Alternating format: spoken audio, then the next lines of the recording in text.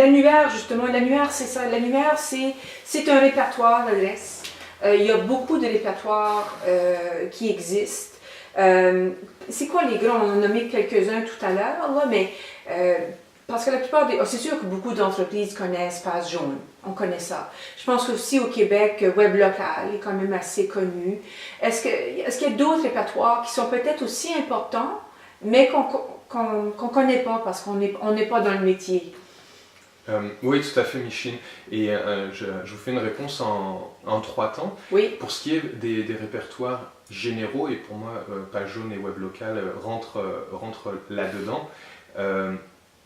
Il y en a toutes sortes, mais oui. Je peux penser des fois à 411.ca ou Urbis.ca, qui sont vraiment des clones de Page Jaune, oui. Et sur lesquels vous voulez que vos données soient bonnes. Et dans cette famille des choses générales, moi, quelque part, que si votre entreprise a une page Facebook locale, ça va agir un petit peu en qualité de répertoire, le fait que les NAP soient cohérents, donc okay. nom, adresse et téléphone soient cohérents à cet endroit-là. Idem sur la page Foursquare, sur Yelp, on veut que ce soit tout cohérent.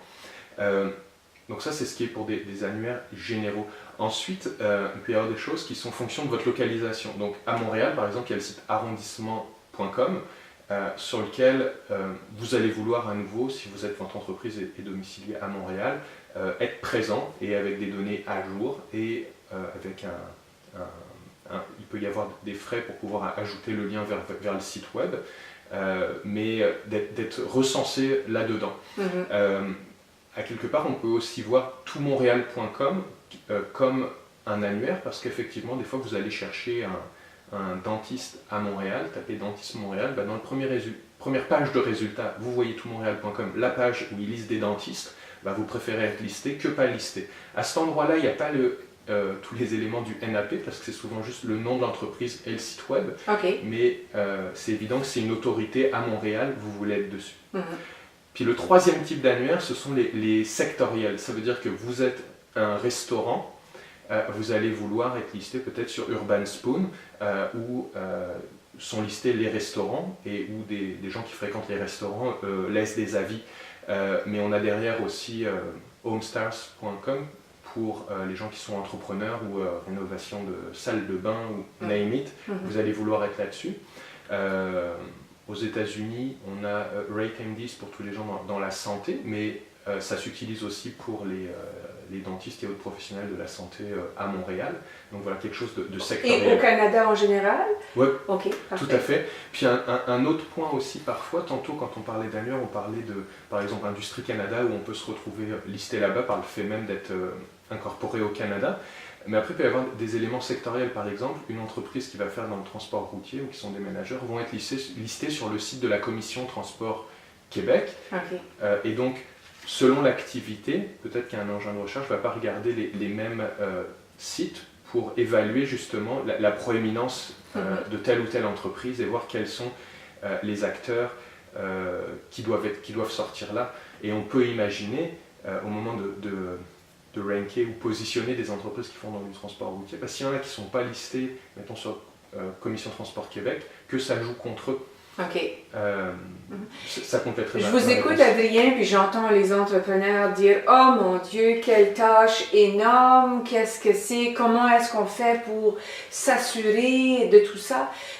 Puis je sais que je ne vous avais pas avisé de cette question à l'avance, mais finalement, ça devient vraiment une expertise, tout ce référencement local. C'est une expertise qui se développe, on le voit ici, nous sommes à Montréal, on le voit dans la région de Montréal, cette expertise-là se développe.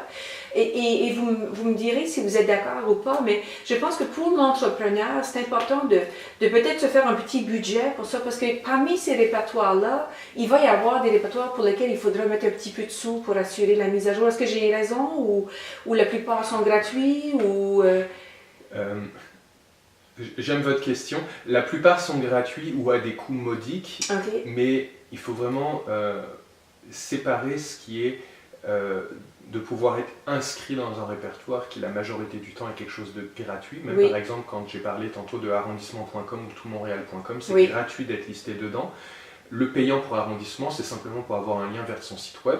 Et pour tout Montréal, le payant, c'est pour en fait apparaître en haut de la page avec un logo et un texte personnalisé. Mais derrière, il y a bien des éditeurs d'annuaires. Sitôt que, si votre entreprise n'est pas présente, vous l'inscrivez, vous vous faites appeler et on vous parle de payer pour apparaître plus haut, pour ci, pour cela. Il n'y a rien d'obligatoire là-dedans et ils ne vont pas vous retirer parce que vous ne payez pas. Après, de savoir est-ce que c'est pertinent de payer ou pas, faites vos tests et mesurez. Mesurez les appels qui viennent de là. Et si tel ou tel annuaire vous amène des appels à un prix qui est convenable pour vous, fine, faites-en et faites-en davantage. Mais résistez à la pression des représentants qui vont chercher à vous faire payer pour aller plus haut et entretenir des fois le flou sur... donc méfiez-vous donc des représentants qui des fois peuvent vous laisser penser que si vous ne donnez pas suite à leur offre, vous serez sorti de tel ou tel répertoire. Ça n'existe pas, puis si ça existe, encouragez pas ces pratiques-là, puis laissez faire.